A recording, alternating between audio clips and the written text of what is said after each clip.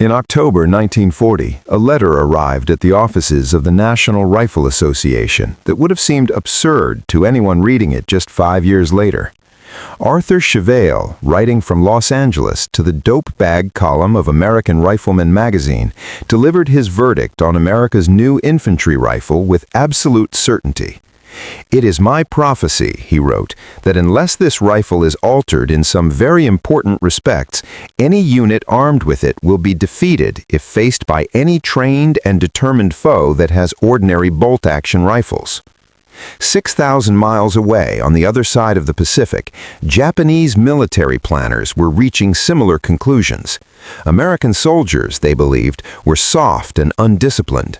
Their new semi-automatic rifle was an overly complicated machine that would jam in combat, waste ammunition, and prove inferior to the proven reliability of bolt-action weapons that had dominated battlefields for half a century. 4 years later, captured Japanese soldiers in the Philippines would ask their American interrogators a question that revealed just how catastrophically wrong these predictions had been.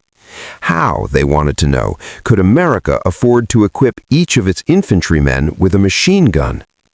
The weapon they mistook for a machine gun was the M1 Garand, and it would become, in the words of General George S. Patton, the greatest battle implement ever devised. The skeptics who dismissed the Garand were not fools. They were experienced military professionals, competitive shooters, and weapons experts who understood firearms intimately. Their objections were grounded in decades of hard-won battlefield experience. The bolt-action rifle had proven itself in conflicts around the world. It was simple, reliable, accurate, and could function in conditions that would destroy more complicated mechanisms. Every major military power on Earth had built their infantry doctrine around it. Consider what a bolt-action rifle required. After each shot, the soldier manually lifted the bolt handle, pulled it rearward to extract and eject the spent cartridge, pushed it forward to strip a fresh round from the magazine and chamber it, then rotated the handle down to lock the bolt in place. Only then could he aim and fire again. A well-trained soldier could perform this sequence perhaps 15 times per minute while maintaining aimed fire. The fastest marksman might achieve 20 rounds. This rate of fire had been considered adequate for generations. Aimed rifle fire at infantry ranges rarely exceeded one shot every few seconds anyway. What mattered was accuracy, reliability, and stopping power. The bolt-action Springfield M1903 delivered all three, with a mechanism so simple that any soldier could maintain it in the field. The semi-automatic rifle, by contrast, was an unproven technology fraught with potential problems. Previous attempts to field self-loading infantry weapons had failed repeatedly. The mechanisms were too delicate, the parts were too numerous, the ammunition consumption was too high, the manufacturing tolerances were too precise for mass production. These were not theoretical concerns, they were lessons written in blood across the battlefields of the First World War. The French had fielded semi-automatic rifles during that conflict. The results were disappointing. The mechanisms fouled quickly in the mud and filth of trench warfare. Parts broke under the stress of sustained fire. Soldiers often reverted to their bolt-action rifles because they could trust them to function when survival depended on it. F.C. Ness, the technical editor at American Rifleman magazine, published a scathing critique in May 1940 that captured the establishment's fears. The Garand, he argued, was fundamentally flawed. Its gas system was unreliable. Its MB block clip was awkward and limited ammunition capacity to just 8 rounds. Its suitability for mass production was questionable at best. The rifle might perform adequately on a peacetime firing range, but it would fail in the chaos and filth of actual combat. The criticism was so harsh that it provoked a remarkable response. Captain Charles Askins, Jr., the guns and ammunition editor for Outdoors magazine, was so outraged that he resigned his National Rifle Association life membership in protest. Immediately upon receipt of this letter, he wrote, on June 6, 1940, "You will cancel my life membership in the National Rifle Association." Askins defended the Garand against what he saw as an unjust campaign of criticism. In times like these, he declared, the editorials aimed at discrediting this arm were, to say the least, ill-advised and untimely. But the critics pressed on. Melvin M. Johnson, Jr. was a Marine Corps Reserve captain and Harvard Law School-trained Boston attorney who believed the M1 had serious flaws, including its gas system, MB block clip, and suitability for mass production. Johnson had designed his own competing rifle and lobbied Congress so effectively that high-profile Senate hearings were convened on May 29, 1940. Senate Bill S-3983 threatened to halt Garand funding entirely. For 183 pages of testimony, legislators debated whether America's new infantry rifle was fit for combat. The arguments against the Garand seemed compelling. 8 rounds was fewer than the 10-round capacity of British Lee-Enfield rifles. The MB block clip ejected automatically when empty, with a distinctive metallic ping, potentially alerting enemies that the soldier was reloading. The gas system added complexity that bolt-action rifles avoided entirely. The precision manufacturing required for reliable semi-automatic operation seemed incompatible with the mass production that a major war would demand. The established wisdom said semi-automatic rifles could not work. The experts said they would fail in combat. The critics said any unit armed with the Garand would be defeated by enemies carrying ordinary bolt-action rifles. They were wrong about everything. The man who proved them wrong was born on January 1, 1888, in the small farming community of Saint Remy, Quebec, Canada. Jean Garand, who would later anglicize his name to John, was one of 11 children raised on a modest farm. His mother died around 1896, and a few years later, between 1898 and 1900, his father moved the surviving family to Jewett City, Connecticut, seeking better opportunities in the industrializing American Northeast. The young boy who arrived in Connecticut spoke no English. He found work as a floor sweeper in a textile mill, a job recorded in the 1900 census, learning the language while observing the intricate machinery around him. Something in the rhythmic precision of those looms and spindles captured his imagination. He began teaching himself the principles of mechanical engineering through observation and experimentation. By the time he was 18, Garand had already patented 2 inventions, a telescopic screwjack and an automatic bobbin winding machine. These were not trivial achievements. They demonstrated an intuitive understanding of mechanical systems that would define his life's work. In 1909, Garand joined the Brown & Sharp Manufacturing Company in Providence, Rhode Island, one of the most prestigious precision tool-making firms in America. There, he honed the skills that would later prove essential, learning to work with tolerances measured in thousandths of an inch, understanding how components must fit together with absolute precision to function reliably under stress. When the First World War erupted in Europe, Garand turned his attention to firearms. He designed a light machine gun that the War Department selected for further development in 1917. This success led to his appointment at the Bureau of Standards in 1918, where he continued weapons research. On November 4, 1919, John Garand walked through the gates of Springfield Armory in Massachusetts as a civilian engineer. He would remain there for 34 years, dedicating his career to a single obsession.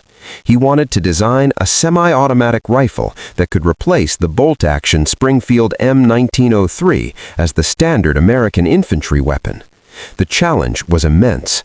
A semi-automatic rifle must harness the energy of each fired cartridge to automatically eject the spent case, chamber a fresh round, and reset the firing mechanism, all in a fraction of a second, all while remaining light enough for a soldier to carry on long marches, rugged enough to survive the abuse of combat, accurate enough for aimed fire at several hundred yards, and simple enough to mass production in quantities of millions.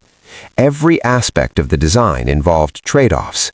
A heavier rifle absorbed recoil better, but exhausted soldiers faster. A longer barrel improved accuracy, but made the weapon unwieldy in close quarters. A more powerful cartridge hit harder, but kicked harder too. A more complex mechanism offered more features, but provided more opportunities for failure. Garand's first approach used a primer-actuated system that was remarkably clever. When a cartridge fired, the enormous pressure inside the chamber pushed the bullet down the barrel, but it also pushed backward against the base of the cartridge case. In most rifles, the locked bolt absorbed this rearward pressure without movement. Garand noticed that the primer, the small ignition cap at the center of the cartridge base, actually moved slightly rearward under this pressure before the crimp holding it in place stopped its movement. This tiny displacement, invisible to the naked eye, contained enough energy to operate a mechanism. Garand designed a system that captured this minuscule primer movement and used it to unlock the bolt and cycle the action. The system worked elegantly with the ammunition available in the early 1920s. Then, the Army changed the ammunition. In 1925 and 1926, the Army adopted improved .30 caliber M1 ball ammunition with more firmly crimped primers. The tighter crimp was meant to improve reliability, preventing primers from backing out during firing, but it also prevented the primer from moving as Garand's design required. Years of development work became obsolete overnight. A lesser engineer might have abandoned the project. The fundamental operating principle had been invalidated. Everything built upon it was now useless. Garand started over. Between 1926 and 1927, he developed an entirely new operating system. Instead of using primer movement, the new design diverted a portion of the propellant gases through a small port drilled in the barrel near the muzzle. When the bullet passed this port, high-pressure gas rushed through and into a cylinder mounted beneath the barrel. This gas drove a piston rearward, and the piston was connected to an operating rod that extended back along the right side of the receiver. The operating rod's rearward movement rotated and unlocked the bolt, then carried it rearward to extract and eject the spent cartridge case. A spring then drove everything forward again, stripping a fresh cartridge from the magazine, chambering it, and rotating the bolt back into the locked position. The entire cycle happened automatically, faster than conscious thought, requiring only that the shooter pull the trigger again. On April 21, 1930, Garand filed a patent for this gas-operated design. The weapon that would change infantry warfare was taking shape. But Garand faced a formidable competitor. John Peterson was already a legendary firearms designer, the inventor of the Peterson device that could convert a standard bolt-action Springfield into a semi-automatic weapon capable of firing small pistol-caliber cartridges. Peterson had developed his own semi-automatic rifle, chambered in a new cartridge he had designed, the .276 Peterson round. This smaller caliber ammunition offered significant advantages. It produced less recoil, allowing faster follow-up shots. It weighed less, so soldiers could carry more. The rifle built around it could be lighter and more compact. The .276 Peterson seemed to represent the future of infantry weapons. The Army was intrigued. In early 1931, 20 of Garand's T3E2 rifles pitted Peterson's competing design. Both weapons fired the .276 Peterson cartridge. The contest meant to determine which operating system was superior. Garand's rifle won decisively. Its gas-operated mechanism proved more reliable than Peterson's toggle-locked design. The Springfield Armory's engineer had out-engineered one of the most respected firearms designers in America. On April 4, 1932, an Army board recommended adopting the .276 caliber and producing 125 Garand rifles for extended testing. The semi-automatic rifle was on the verge of becoming reality, but chambered in Peterson's new cartridge rather than the traditional .30 caliber round. Then General Douglas MacArthur intervened. MacArthur was Army Chief of Staff, the highest-ranking officer in the United States Army, and he faced a practical problem that the rifle designers had not fully considered. The United States possessed an estimated 2 billion rounds of .30 caliber ammunition left over from the First World War. Warehouses across the country held this enormous stockpile, manufactured at great expense and carefully preserved against future need. The Browning automatic rifle used .30 caliber. The Browning machine guns, both the light 1919 and the heavy water-cooled 1917, used .30 caliber. Every piece of ammunition manufacturing equipment, every supply chain, every logistics system was built around the .30-06 cartridge that had served American forces since 1906. Introducing a new cartridge would require massive retooling of ammunition plants. It would create duplicate supply chains, with some units using .30 caliber and others using .276. It would waste the enormous existing ammunition stockpile. In the depths of the Great Depression, with military budgets already strained to breaking point, the cost was prohibitive. On February 25, 1932, Adjutant General John B. Schuman, speaking for the Secretary of War at MacArthur's direction, issued an order that all work on the .276 caliber was to cease immediately and completely. Every resource was to be redirected toward developing Garand's rifle in the standard's .30-06 caliber. Some historians argue that MacArthur's decision delayed the rifle's adoption by forcing a redesign. The .276 Garand was essentially ready for production, while the .30 caliber version required additional development. Others contend the decision was strategically wise, ensuring ammunition commonality across American infantry weapons throughout the coming war. Soldiers carrying Garands could share ammunition with machine gun crews, simplifying logistics immensely. What is certain is that MacArthur's order forced Garand back to the drawing board. The .30-06 cartridge was significantly more powerful than the .276 Peterson, generating higher pressures and more violent recoil. The entire operating system had to be strengthened and adjusted. It was a challenge Garand met with characteristic determination. On August 3, 1933, the redesigned T1E2 prototype was officially designated the Semi-Automatic Rifle Caliber .30 M1. Testing continued through 1934 and 1935. The Army subjected the rifle to torture tests designed to reveal any weakness. They fired it until the barrel glowed red. They dropped it in mud and sand and snow. They exposed it to temperature extremes, from Arctic cold to desert heat. They fed it ammunition that was dirty, corroded, or slightly out of specification. The M1 Garand passed every test. On January 9, 1936, the United States Army formally standardized the M1 Garand as its new infantry rifle. America had become the first major military power in history to adopt a semi-automatic rifle as the standard weapon for its entire infantry force.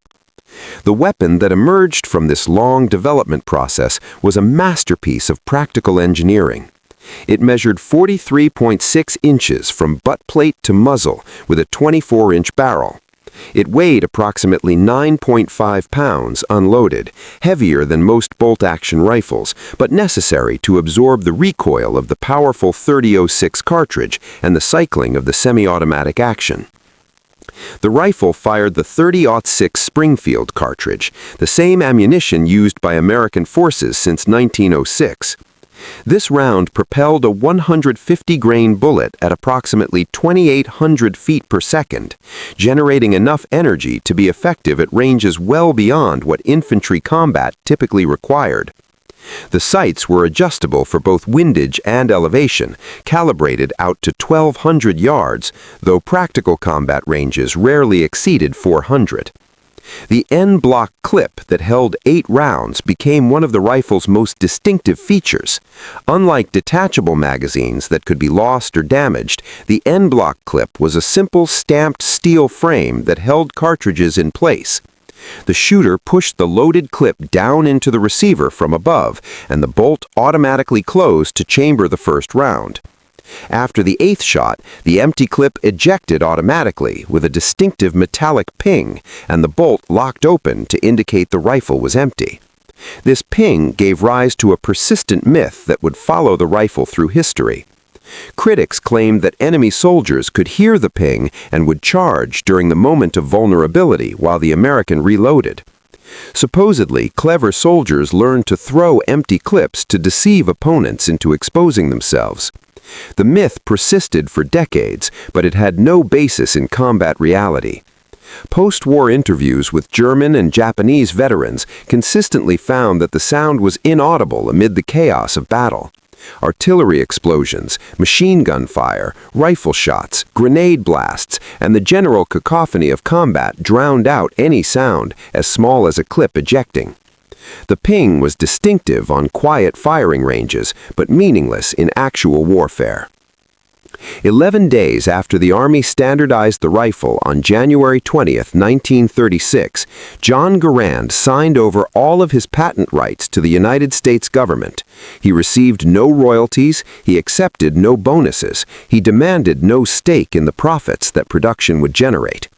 The weapon that would arm millions of American soldiers and help win a world war earned its inventor nothing beyond it. The semi-automatic rifle was on the verge of becoming reality, but chambered in Patton's new cartridge rather than the traditional .30 caliber round. Then General Douglas MacArthur intervened. MacArthur was Army Chief of Staff, the highest-ranking officer in the United States Army, and he faced a practical problem that the rifle designers had not fully considered. The United States possessed an estimated 2 billion rounds of .30 caliber ammunition left over from the First World War.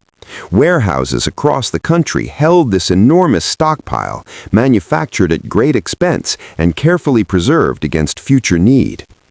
The Browning automatic rifle used .30 caliber. The Browning machine guns, both the light 1919 and the heavy water-cooled 1917, used .30 caliber. Every piece of ammunition manufacturing equipment, every supply chain, every logistics system was built around the .30-06 cartridge that had served American forces since 1906. Introducing a new cartridge would require massive retooling of ammunition plants. It would create duplicate supply chains, with some units using .30 caliber and others using .276. It would waste the enormous existing ammunition stockpile. In the depths of the Great Depression, with military budgets already strained to breaking point, the cost was prohibitive. On February 25, 1932, Adjutant General John B. Schuman, speaking for the Secretary of War at MacArthur's direction, issued an order that all work on the .276 caliber was to cease immediately and completely. Every resource was to be redirected toward developing Garand's rifle in the standard's .30-06 caliber. Some historians argue that MacArthur's decision delayed the rifle's adoption by forcing a redesign. The .276 Garand was essentially ready for production, while the .30 caliber version required additional development. Others contend the decision was strategically wise, ensuring ammunition commonality across American infantry weapons throughout the coming war. Soldiers carrying Garands could share ammunition with machine gun crews, simplifying logistics immensely. What is certain is that MacArthur's order forced Garand back to the drawing board. The .30-06 cartridge was significantly more powerful than the .276 Peterson, generating higher pressures and more violent recoil. The entire operating system had to be strengthened and adjusted. It was a challenge Garand met with characteristic determination. On August 3, 1933, the redesigned T1E2 prototype was officially designated the Semi-Automatic Rifle Caliber .30 M1. Testing continued through 1934 and 1935. The Army subjected the rifle to torture tests designed to reveal any weakness. They fired it until the barrel glowed red. They dropped it in mud and sand and snow. They exposed it to temperature extremes, from Arctic cold to desert heat. They fed it ammunition that was dirty, corroded, or slightly out of specification. The M1 Garand passed every test. On January 9, 1936, the United States Army formally standardized the M1 Garand as its new infantry rifle. America had become the first major military power in history to adopt a semi-automatic rifle as the standard weapon for its entire infantry force. The weapon that emerged from this long development process was a masterpiece of practical engineering.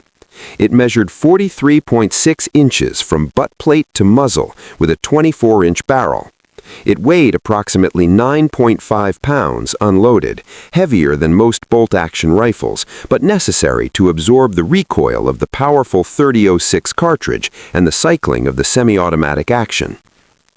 The rifle fired the .30-06. Springfield Armory alone was turning out 122,000 rifles per month, roughly 4,000 per day. The factory operated around the clock, 7 days a week. Workers on 3 shifts kept the machines running continuously. The manufacturing achievement was remarkable. The M1 Garand was a precision instrument containing dozens of components that had to fit together with exacting tolerances. Each receiver required extensive machining operations. Each barrel had to be precisely rifled. Each operating rod, each bolt, each spring had to meet rigid specifications. Yet American industry produced them by the millions. When the production lines finally fell silent after the war, the numbers told an astonishing story. Springfield Armory alone was turning out 4,188,669 rifles. Winchester contributed 513,080 between December 1940 and June 1945. After the war ended, when the Korean conflict created new demand, Harrington and Richardson produced 428,600 rifles between 1953 and 1956. And International Harvester, better known for tractors than firearms, added 337,623 more between 1953 and 1957. The grand total reached 5,468,772 M1 Garand rifles. The cost per rifle dropped dramatically as production scaled up and manufacturing processes were refined. Early rifles cost approximately $83 each. By 1945, efficient mass production had reduced the unit cost to approximately $31. American industry had proven it could produce precision weapons as efficiently as it produced automobiles. The United States was the only nation in the Second World War to equip its infantry with a semi-automatic rifle as the standard weapon. Every other major combatant, Germany, Japan, Britain, the Soviet Union, sent their soldiers into battle with bolt-action rifles that had to be manually operated after every shot. The M1 Garand entered combat on December 8, 1941, and the same date as the Pearl Harbor attack when measured from the western side of the international dateline. Japanese forces struck the Philippines, and American soldiers armed with the new rifle met them. The 31st Infantry Regiment carried M1 Garands. So did the 45th and 57th Philippine Scouts Infantry Regiments. The 26th Cavalry Philippine Scouts became the first Filipino unit issued the new rifle. These units, a mix of American regulars and elite Filipino soldiers, formed the backbone of the defense of Patton and Corregidor. The difference in firepower became apparent immediately. A trained soldier with an M1 Garand could deliver 40 to 50 aimed rounds per minute. The rifle's semi-automatic action eliminated the time wasted working a bolt. The shooter simply acquired a target, pulled the trigger, acquired the next target, and pulled the trigger again. The only pause came when the 8-round clip emptied and a fresh one had to be inserted, a process that took perhaps 2 seconds. A soldier with a German Karabiner 98K or Japanese Arasaka Type 99 bolt-action rifle could manage perhaps 10 to 15 rounds in the same time. Every shot required manually cycling the action. The American infantryman possessed 3 to 4 times the firepower of his opponent. Lieutenant Colonel Philip Fry, commanding the 3rd Battalion of the 57th Infantry, Philippine Scouts, witnessed the rifle's effectiveness firsthand. "The firepower of a battalion armed with modern weapons is something," he reported. "The Garand rifle is beyond my descriptive powers." John W. Whitman, in his detailed history of the Philippines campaign, titled Patton, Our Last Ditch, documented what the Japanese encountered. "Both the Americans and Scouts carried the new semi-automatic M1 Garand rifle," he wrote. "Its 8-round clip and rapid fire, 20 to 30 aimed shots a minute, surprised the first Japanese to come up against it. The sights were designed to give good visibility at night, and it proved to be one of the most reliable and rugged rifles in military history. At the Battle of Quinawan Point during the Bataan campaign, which raged from January 22nd to February 8, 1942, Scout riflemen built up a tremendous volume of fire with M1 rifles, machine guns, and even pistols until it was impossible to hear anything but the roar of the guns. The sustained firepower that the Garand enabled was unlike anything previous infantry weapons had achieved. A company of riflemen armed with semi-automatic weapons could lay down fire that had previously required machine guns to achieve. On February 23, 1942, American newspapers declared the rifle vindicated. The Washington Post headline read, "Garand proves worth." The New York Times proclaimed Garand rifle praised by General MacArthur. Time magazine published a feature titled The Garand in Action. The very critics who had predicted defeat were confronted with undeniable evidence. The rifle they said would fail had succeeded. The weapon they claimed would jam had proven reliable under the worst conditions imaginable. The semi-automatic system they dismissed as too complicated had outperformed every bolt-action rifle on the battlefield. The M1 Garand saw action in every major theater of the Second World War. Guadalcanal in August 1942, where Marines and soldiers fought the Japanese in brutal jungle combat. North Africa in November 1942, where American forces met the Germans for the first time. Sicily in July 1943, and Italy in September 1943, fighting up the mountainous spine of the peninsula. Normandy on June 6, 1944, where the rifle came ashore on beaches codenamed Utah, Omaha, Gold, Juno, and Sword. The liberation of the Philippines from 1944 to 1945, returning to avenge Bataan. Iwo Jima in February 1945, and Okinawa from April to June 1945, the Bloody Island campaigns that brought American forces to Japan's doorstep. In every campaign, the rifle's advantages proved decisive. American infantry squads could lay down suppressing fire that pinned enemy forces while maneuvering for advantage. They could respond to ambushes with immediate, overwhelming firepower. They could win firefights against numerically superior forces through sheer volume of accurate fire. Owen B. Hill of the 58th Parachute Infantry Regiment, 82nd Airborne Division, carried his M1 through some of the war's most intense combat. The M1 was a reliable weapon, he recalled. On the jump into Normandy, I landed in water and my rifle got wet.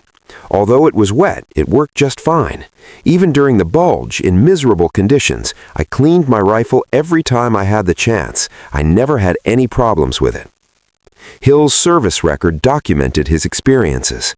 He jumped into Normandy on D-Day, fought at Hill 30 near Carentan-Chef-du-Pont, was wounded on June 13, 1944, and later rejoined his unit for the Battle of the Bulge in December.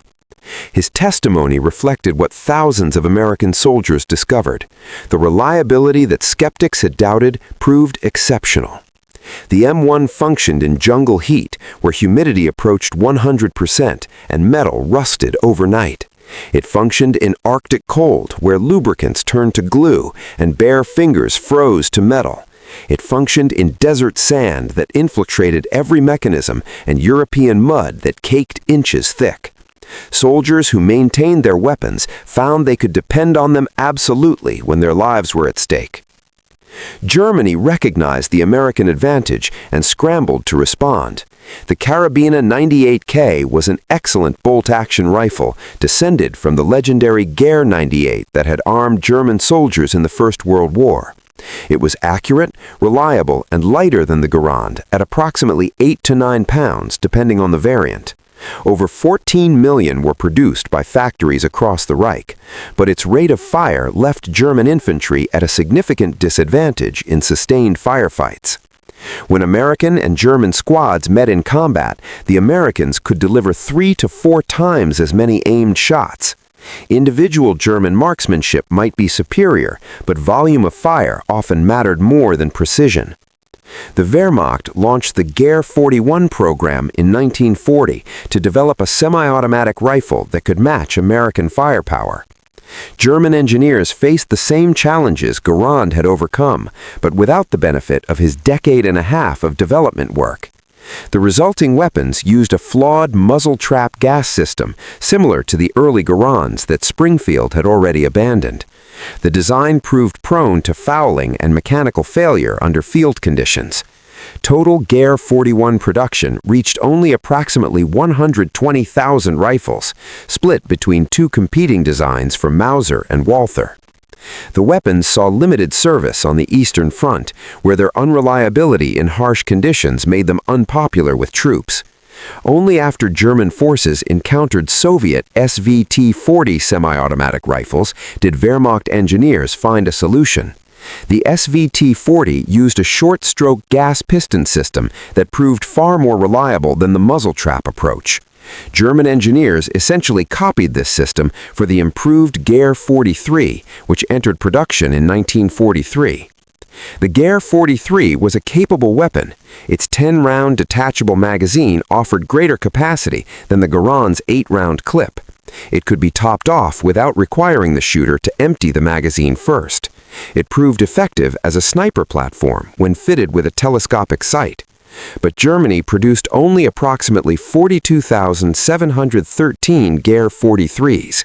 Compare this to America's 5.4 million Garands. Industrial constraints, resource shortages, and competing priorities for tanks, aircraft, and submarines prevented mass production. The semi-automatic rifle remained a specialty weapon in German service rather than the standard infantry arm. Japan's response was even limited.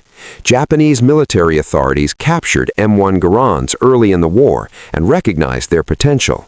The Type 4 rifle was a direct reverse engineering effort undertaken at Yokosuka Naval Arsenal beginning in 1943.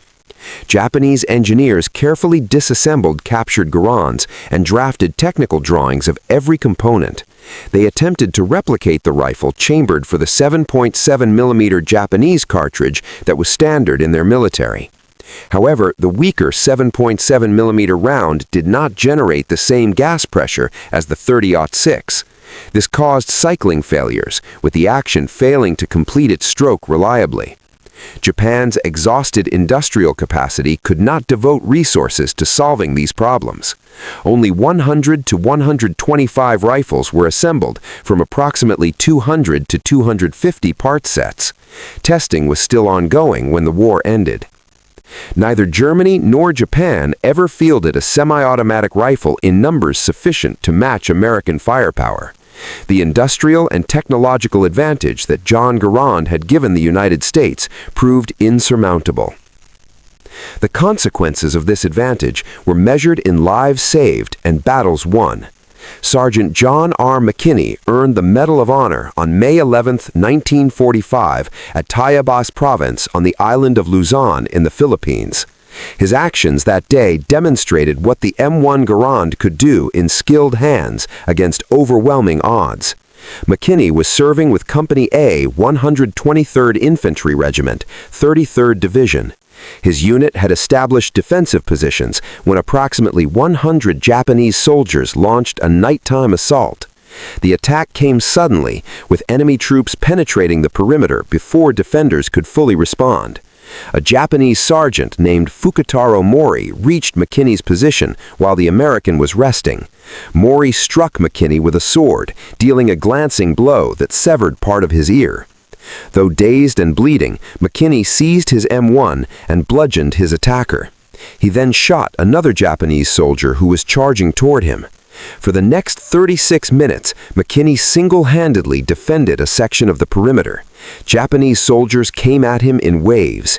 He fired his M1 until the 8-round clip ejected, then grabbed another rifle from a wounded comrade and continued firing.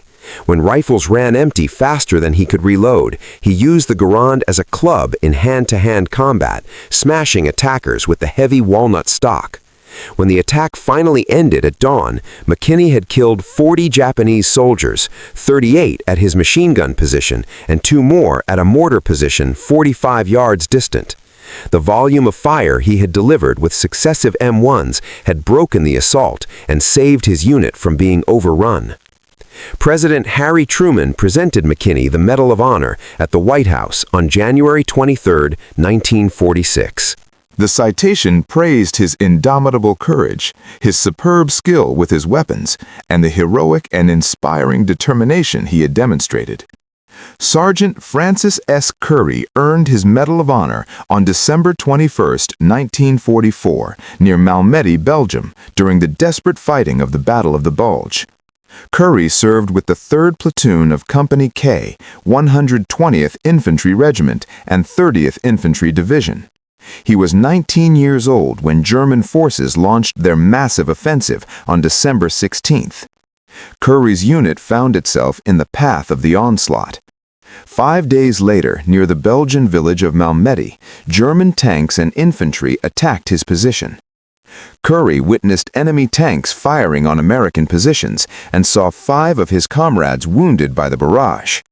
Though armed primarily with his M1 Garand, Curry improvised with devastating effectiveness. He advanced through heavy fire to an abandoned half-track and fired its machine gun at German troops until the ammunition was exhausted. He then found a bazooka and anti-tank grenades, engaging German armor and knocking out 1 tank while forcing 3 others to be abandoned by their crews.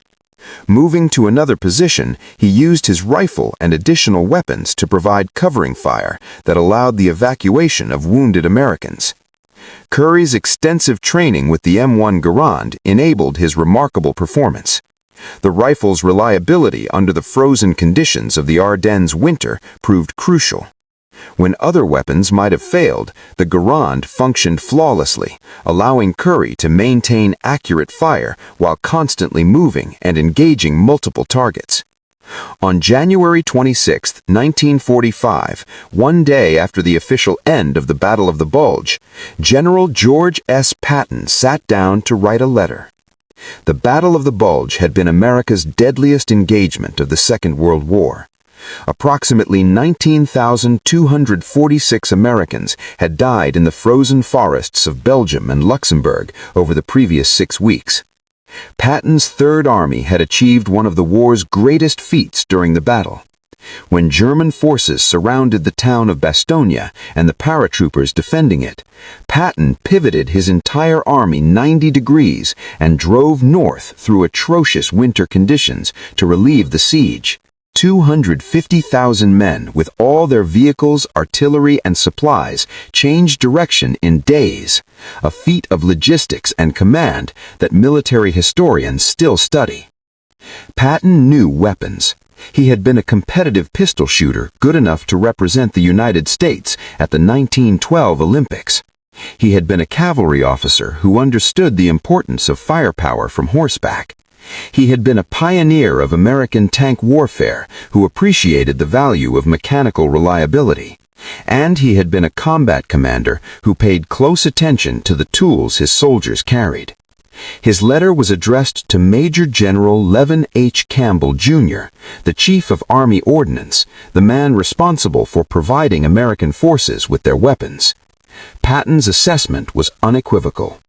"In my opinion," he wrote, "the M1 rifle is the greatest battle implement ever devised."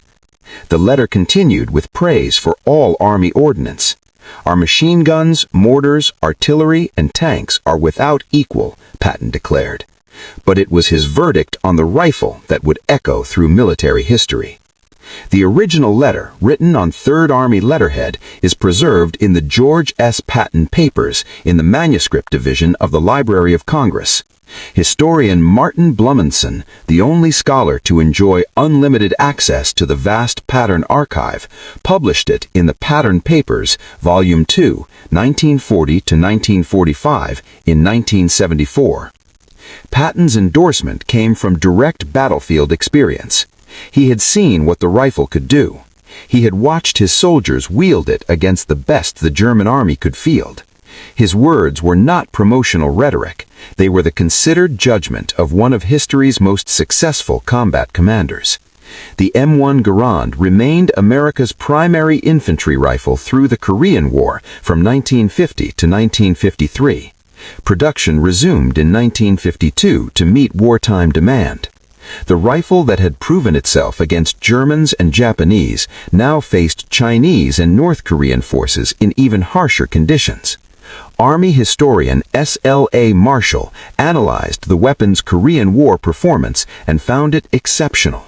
Of all weapons carried by the infantry, he concluded, the M1 appeared to be least sensitive to heavy frost, extreme cold, and icing. The rifle functioned when other equipment froze solid. The design that skeptics had called too complicated proved robust enough for conditions that would have destroyed lesser weapons. The Korean War also saw extensive use of the M1 Garand sniper variants. The M1C and M1D models featured telescopic sights mounted on special brackets, converting the standard rifle into an effective precision weapon. Springfield Armory produced thousands of these sniper rifles during the war, with 4,796 M1C models and 21,380 M1D rifles manufactured.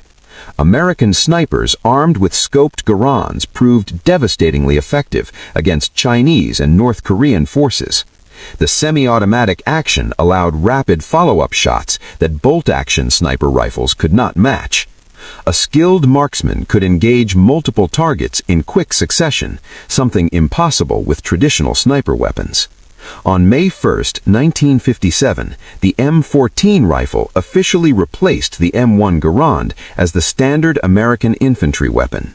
The M14 was essentially an improved Garand, using the same basic operating system in a lighter package with a 20-round detachable magazine and selective fire capability. The last M1 service rifle was produced at Springfield Armory on May 17, 1957. Serial number 6,084,445 marked the end of an era. John Garand himself, though long retired, attended the ceremony, marking the end of production. He had already received a special honor at his retirement in 1953 when Springfield Armory presented him with the millionth M1 rifle, serial number 1,000,000. The rifle's transition out of frontline American service did not diminish its reputation. Veterans who had carried the Garand through the Second World War and Korea retained deep affection for the weapon. Many credited their survival to its reliability and firepower. Gun collectors and competitive shooters recognized its engineering excellence and historical significance. But the Garand's service did not end with American forces. Over 220,000 rifles were sent to South Vietnam, where Army of the Republic of Vietnam troops carried them until Saigon fell in 1975. More than 40 nations received surplus M1 rifles. South Korea alone received 471,833 rifles during wartime aid. Turkey received 312,430 between 1953 and 1970. Greece, West Germany, Italy, Japan, and Israel all fielded American Garands at various times. Today, more than 80 years after its adoption, the M1 Garand continues ceremonial service with the United States Marine Corps Silent Drill Team and Military Honor Guards. The Civilian Marksmanship Program sells surplus rifles to qualified American citizens, ensuring John Garand's masterwork remains in active use. The skeptics who dismissed the rifle in 1940 could not have imagined this legacy. They saw an unproven technology and assumed it would fail. They measured the weapon against the standards of the past and found it wanting. They could not conceive of what it would become. Their misjudgment was not a failure of intelligence.